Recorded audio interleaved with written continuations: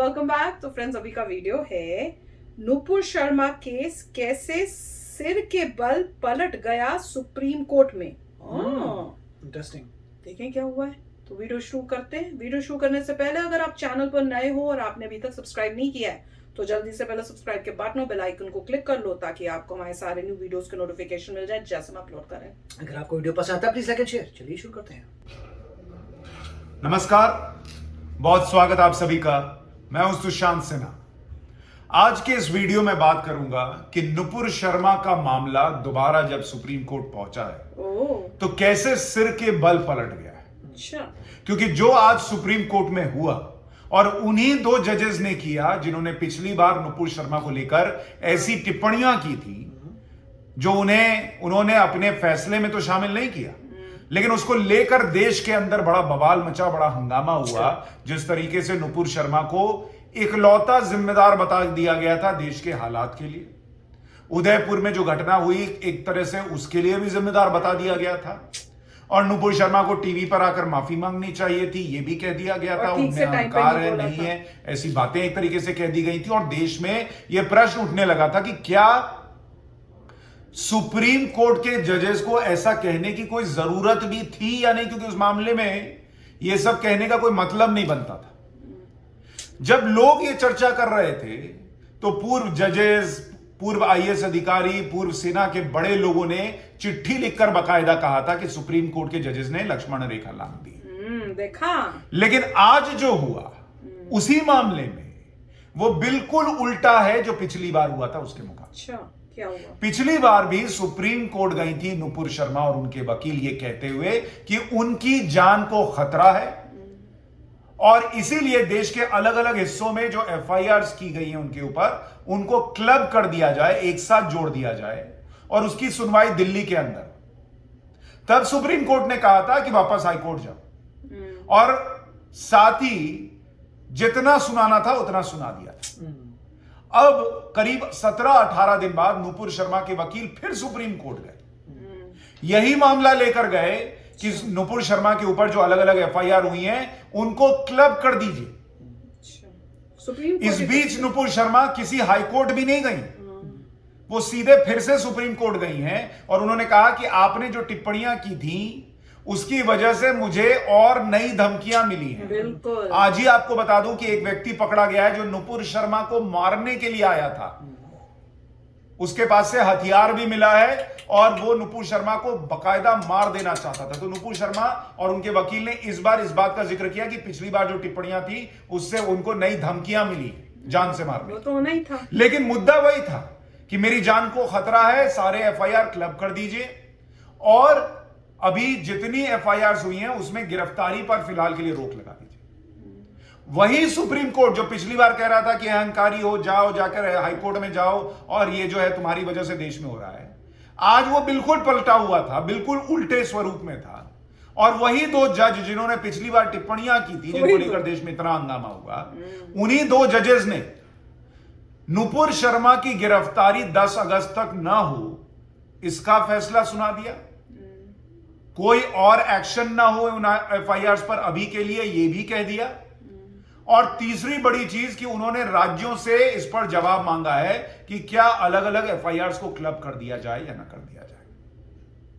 यानी उस दिन के सुप्रीम कोर्ट और उस दिन के जजेस के भाव में और आज के सुप्रीम कोर्ट और आज के सुप्रीम कोर्ट के उन्हीं दो जजेस के भाव में जमीन आसमान। सुप्रीम कोर्ट चाहता तो उस दिन भी ये कर सकता था। अगर उसको लगता है कि नुपुर शर्मा की गिरफ्तारी अभी नहीं होनी चाहिए तो ये उस दिन भी लग सकती थी। उस दिन भी नुपुर शर्मा की जान को खतरा। अगर सुप्रीम कोर्ट को लगता है कि अभी राज्यों से पूछा जाना चाहिए कि क्यों एफआईआर क्लब भी कर सकते थे तो ये तब भी पूछा जा सकता है। यानी उस दिन जो सुप्रीम कोर्ट ने किया और जजेस ने जो किया और उस पर जो प्रश्न उठे वो एक तरह से आज के सुप्रीम कोर्ट के निर्णय के बाद और उसकी कार्रवाई के बाद वाजिब साबित होने लगते हैं। आज सुप्रीम कोर्ट ने क्यों नहीं कहा कि जब मैंने कहा तुम हाईकोर्ट जाओ और हाईकोर्ट जाने की बजाय तुम दोबारा लौट के मेरे पास आ गए, वही तो इस पर फटकार लगाते हैं। लेकिन आज नहीं लगाया। क्यों? आज सुप्रीम कोर्ट कह सकता था कि जब हमने पहले ही कह दिया कि तुम देश में जो हो रहा है उसके लिए तुम ही जिम्मेदार हो, तो तुम्हारी एफआईआर जो हुई तुम पर, उसमें गिरफ्तारी क्यों नहीं होनी चाहिए? ये सुप्रीम कोर्ट ने नहीं किया। आज सुप्रीम कोर्ट ने गिरफ्तारी पर 10 अगस्त तक के लिए रोक लगा दी। और सुप्रीम कोर्ट ने जो उस दिन कह दिया था कि भाई ये हाईकोर्ट तय करेगा, आज वो पूछ रहा राज्यों से कि तुम जवाब दे दो कि एफआईआर क्लब करनी है कि नहीं करनी। इसलिए ये मानकर चलिए कि देश में कई बार जब कुछ ऐसा हो जो लगे कि देश के ऊपर एक बहुत बड़ा संकट पैदा करने वाला मसला है, तो उसमें बोलना चाहिए, मर्यादित भाषा में बोलना चाहिए, एकजुट होकर बोलना चाहिए। और कल मैं दिल्ली हाईकोर्ट के जज रहे ढींगरा साहब से बात कर रहा था न्यूज की पाठशाला में। उन्होंने कहा था, ये उनके शब्द हैं, कि सुप्रीम कोर्ट के उन्हीं 2 जजेस के पास मामला जाना, ये एक तरीके से सुप्रीम कोर्ट के उन 2 जजेस जिन पर आरोप लगा कि उन्होंने लक्ष्मण रेखा लांघ दी, उनके पास मौका है अपनी गलती को सुधारने का। ये जस्टिस ढींगरा के शब्द हैं जो उन्होंने कल कहा था। और आज जो सुप्रीम कोर्ट में हुआ, वो कई लोगों को लगता है कि उस गलती को सुधारने जैसा ही है, कि एफआईआर पर रोक लगाने की जो कानूनी प्रक्रिया होनी चाहिए थी, उसको फॉलो किया गया। एफआईआर को क्लब करने की जो कानूनी प्रक्रिया होनी चाहिए थी, कोर्ट ने आज उस पर कार्रवाई की, अपने बयान का इस्तेमाल नहीं किया। करेक्ट। हालांकि आज भी लोग पूछ रहे हैं कि सुप्रीम कोर्ट में जो हुआ, और उसके बाद अगर नुपुर शर्मा कह रही कि उनकी जान को खतरा बढ़ गया, तो क्या उसके लिए सुप्रीम कोर्ट के वो 2 जजेस अपनी टिप्पणी में कुछ कहेंगे कि उन्हें क्या लगता है उनकी वजह से ऐसा कुछ हुआ या नहीं हुआ? उन्हें माफी मांगनी चाहिए। लेकिन देश के अंदर आज मैसेज चला गया कि जो उस दिन होना चाहिए था, वो आज हुआ है। और एफआईआर क्लब करने को लेकर भी कोई बहुत अलग राय आ जाए, इसकी उम्मीद कम है, क्योंकि कल ही मैंने पाठशाला में बताया था कि एक दिन पहले एक दूसरा मामला जो नुपुर शर्मा से थोड़ा अलग है, वहां राज्य में अलग अलग जगहों पर एफआईआर हो गई थी, उस पर सुप्रीम कोर्ट ने राज्यों के अंदर उन एफआईआर को क्लब कर दिया। तो फिर और सुप्रीम कोर्ट ने यह भी कह दिया कि अलग अलग जगह इस तरह से एफआईआर होना, यह आम लोगों के और देश के हित में नहीं है। जस्टिस ढींगरा कल मेरे साथ थे, उन्होंने कहा कि इसकी परंपरा मिलती है अलग अलग मामले में कि एफआईआर को क्लब किया गया है, नहीं तो कोई भी किसी को भी परेशान करेगा। भाई 10 जगह एफआईआर कर दो, 20 जगह एफआईआर कर दो, इधर से उधर दौड़ता रह जाएगा, सुनवाई ही करता रहेगा, उसके पास पैसा। भाई नुपुर शर्मा को तो चलिए मान लीजिए ठीक है, आर्थिक रूप से ठीक हो, कोई ऐसा भी तो हो सकता है कि उसके पास पैसा ना हो, उसके घर की माली हालत ठीक ना हो, वैसे ही वकील का खर्चा होता है। अगर आप 10 हाई कोर्ट में दौड़ेंगे, 10 दूसरे कोर्ट में दौड़ते रह जाएंगे, कहां जाओगे? तो ये तो परेशान करने के लिए भी हो सकता है। दूसरा, देश में ऑलरेडी इतने केस पेंडिंग है, आप 10 जगह पर अदालतों में एक ही तरह के मामले को लगा देंगे तो और चीजें बढ़ते चले जाएंगे।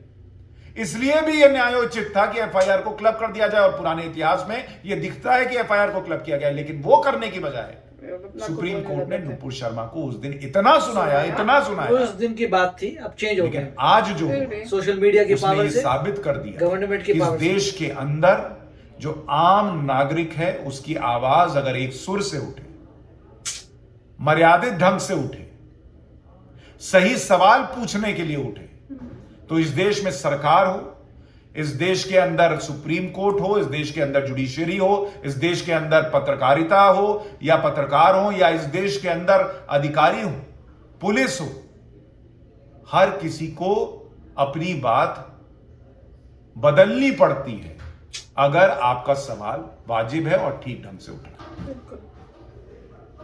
यह बहुत गंभीर उदाहरण मैं दे रहा हूं। नुपुर शर्मा का मामला इस देश में बहुत कुछ बदल रहा था, जो मैंने आपको बताया था कि यह पहली बार इस तरह से देखने को मिल रहा है कि आम लोग जो हैं, आम हिंदू जो है, वो शांति प्रिय ढंग से इकट्ठा होकर कहीं हनुमान चालीसा पढ़कर, कहीं किसी और तरीके से अपना विरोध दर्ज करा रहा है। अजमेर शरीफ की दरगाह पर हिंदुओं ने जाना बंद किया, बिजनेस ठप पड़ा, तो वहां बोले जाने वाले सुर बदलने लग गए। वो लोग जो शांति से बैठे रहते थे कि उन्हें कुछ बोलना नहीं, उनको करना क्या है, नुपुर शर्मा का मामला है, जो भी है ये वो, आज वो देख कर कि अति हो गई, वो खड़े होने लग गए। और आज सुप्रीम कोर्ट में जिस तरह से चीजें सिर के बल पलट गई, वो भी बताती हैं कि कैसे नुपुर शर्मा का मामला इस देश में बहुत कुछ बदल रहा है। बहुत अच्छा हुआ।